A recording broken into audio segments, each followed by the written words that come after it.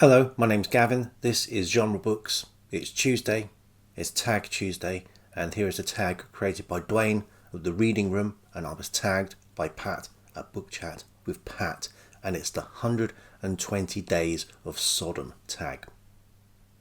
No, wait a minute. It's the 101 Days of Summer tag. That's going to change my answers significantly. But let's go. Prompt number 1. BBQ Time. Pick a favourite author.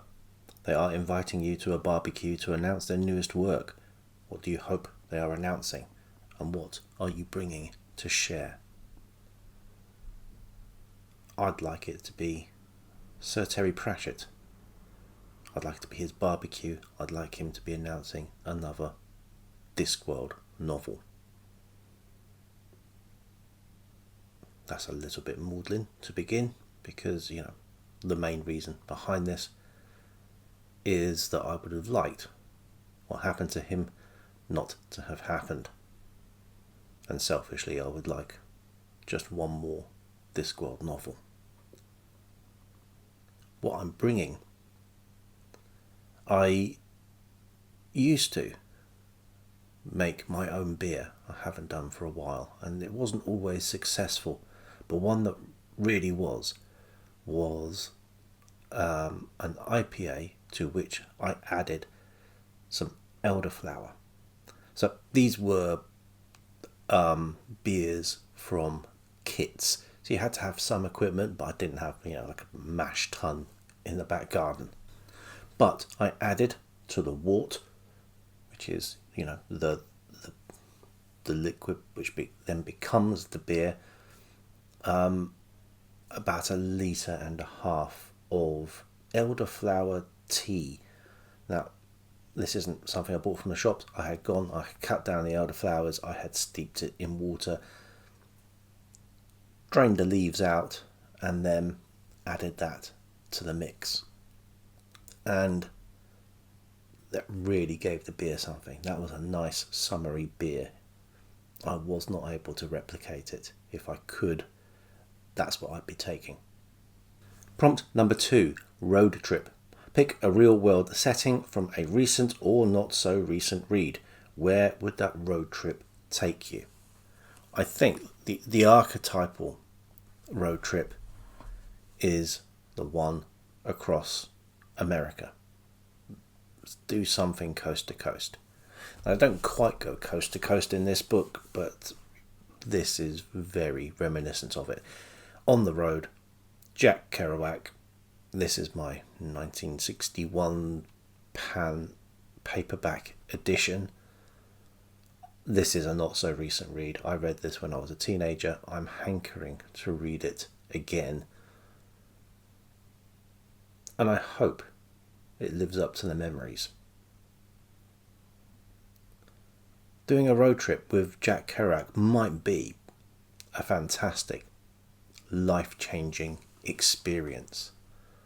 Or he could end up really getting on your nerves. I can imagine being 1,000 miles into the road trip. I spy with my little eye something beginning with B. Oh, I don't know, Jack. Is it Benzedrine again? Yes, it's Benzedrine again. Shut up, Jack. It might be a long trip. I think I'd risk it. Prompt number 3, camping.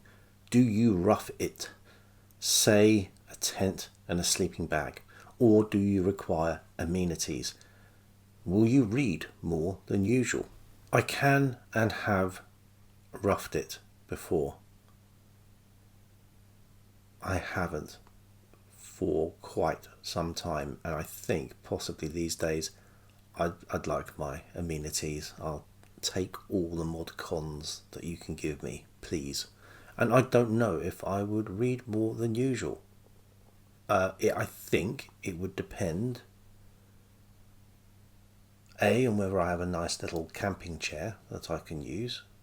I don't fancy sort of propping myself up on an elbow and ploughing through a novel. And I think it depends on where I'm camping as well. Normally, if you're going camping, it's on a holiday and there are things to do. If I'm going on a holiday where there is absolutely nothing to do, yes, okay, I may well read some more.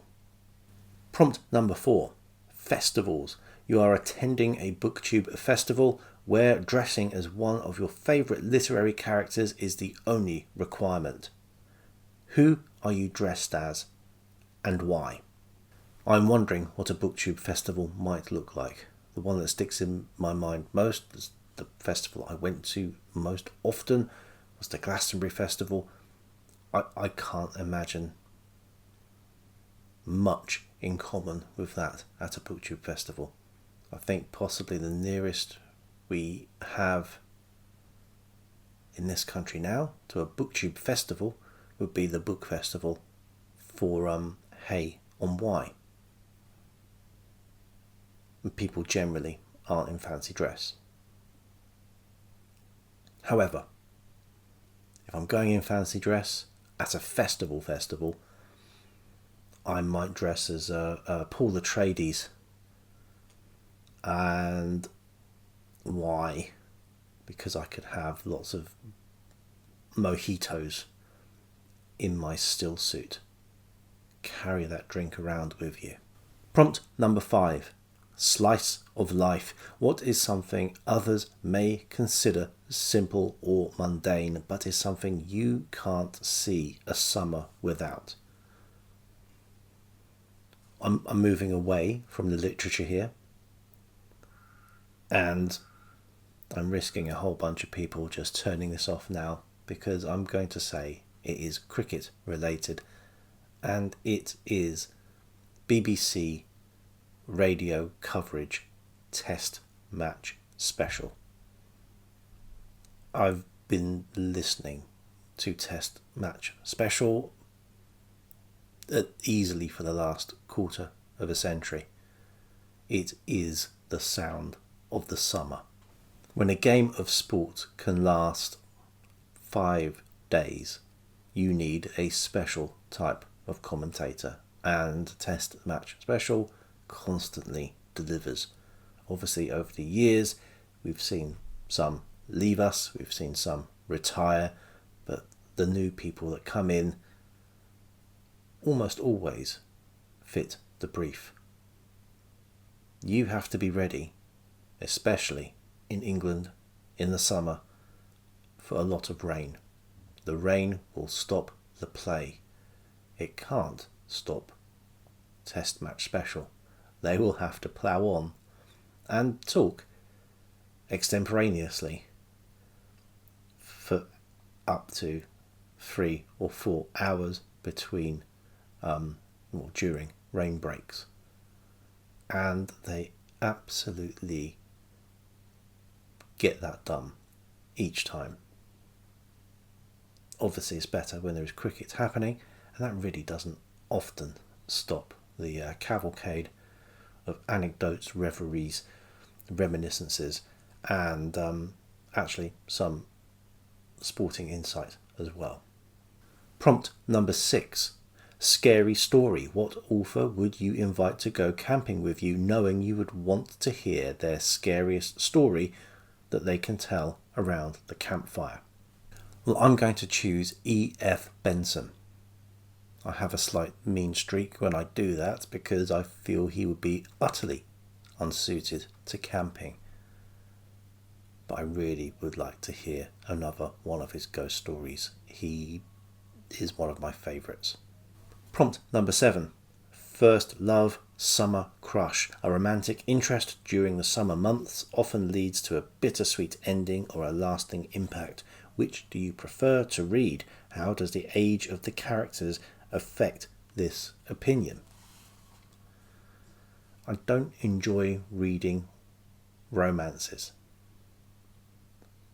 I don't mind it when there is a romance that occurs in another book.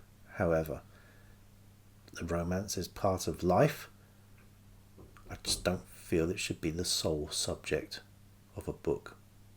And yes, the age of the romances probably does have a bearing on how much I might enjoy the book. I think possibly that changes as you get older as well. It might change differently if you're lucky enough to get younger. But I don't think I would want to read about geriatric romance when I was in my teens, nor do I want to read about teen romance in my middle age. I'm going to choose a book I read last year and read around June on the Range. So not a Western with a romance in it. It's The Virginian by Owen Wister. The romance in The Virginian is fairly believable. It's not always smooth in terms of the courtship. There is the usual misunderstandings. There is initial antipathy. They are people from two different cultures. And whilst it wasn't initially seen as being central to the book, I find it difficult that you would enjoy the book half as much without that story. But there you are. As me proving beyond doubt, I have no idea how to talk about romance in novels or romance novels themselves. I don't see myself trying to educate myself in that department anytime soon. Prompt number 8. Nostalgia. What book or books instill in you an overwhelming sense of nostalgia? They don't necessarily have to take place during the summer, but rather they are somehow attached to summer for you. I think I'm going to choose a writer I've mentioned on tags before, but one I don't see mentioned very much on Booktube. It's such a long time since I read him. I don't know whether he was a good writer, considered a good writer, but he was published a lot. There were a lot of second-hand copies of these books going round back in the 90s. That's J.P. Donlevy. He's an American author who emigrated to Ireland, where he spent the rest of his life, and he gave us books like The Ginger Man, The Onion Eaters, The Beastly Beatitudes of Balthazar B., The Fairy Tale of New York, De Alphonse Tennis, and The Saddest Summer of Samuel S. So there is your summer link. Prompt number 9. Summer stories. What is a book or books you would recommend where the summertime is the primary focus? Well, this is actually another book which has a romance in it. I'm choosing one of my Booktube tag favourite authors to go to. This is an earlier work from him, Paris Trance by Jeff Dyer. There are scenes set in the summer in Paris. There is a lot of electronic music in this as well, and a little bit of chemical assistance. But I really, as normal with a Jeff Dyer book, enjoyed that one. And prompt number 10 is to tag others, which I will do. Thank you to Dwayne for creating this tag. Thank you to Pat for tagging me. And until next time,